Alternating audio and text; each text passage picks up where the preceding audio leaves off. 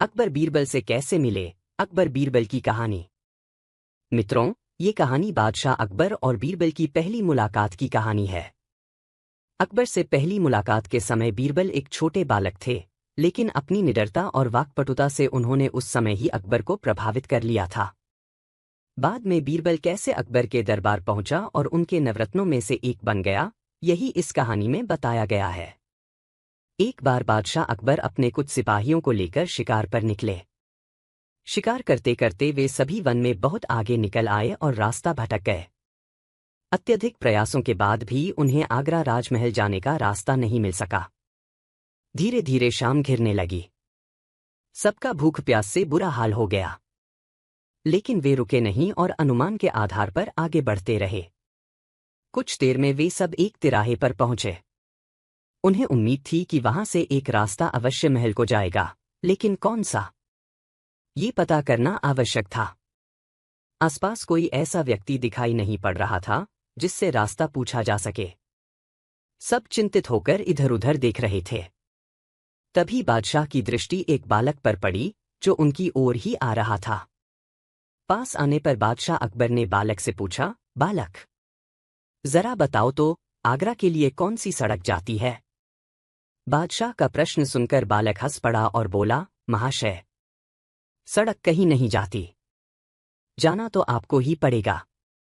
उसकी इस निर्भीकता और वाक्पटुता से बादशाह अकबर बड़े प्रभावित हुए और प्रसन्नचित होकर उससे बोले, बहुत वाक्पटु जान पड़ते हो बालक।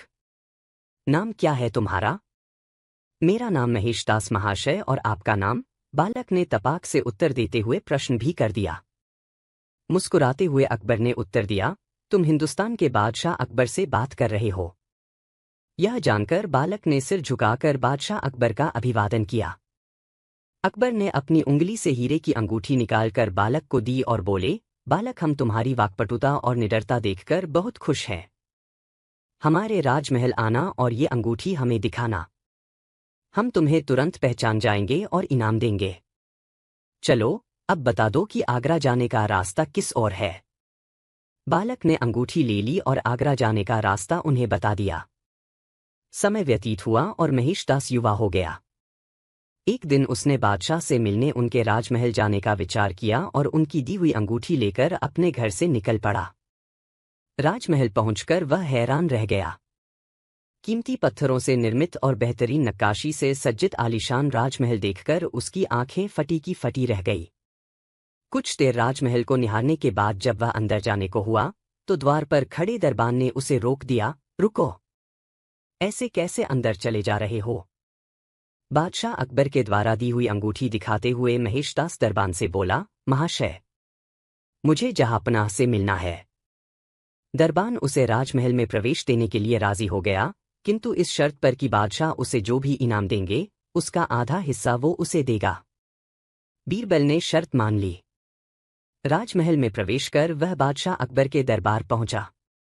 बादशाह सलामत को सलाम करने के बाद उसने उन्हें अंगूठी दिखाई, जिसे पहचानकर बादशाह बोले, अरे, तुम तो वही बालक हो जिसने हमें रास्ता बताया था। जी हुजूर।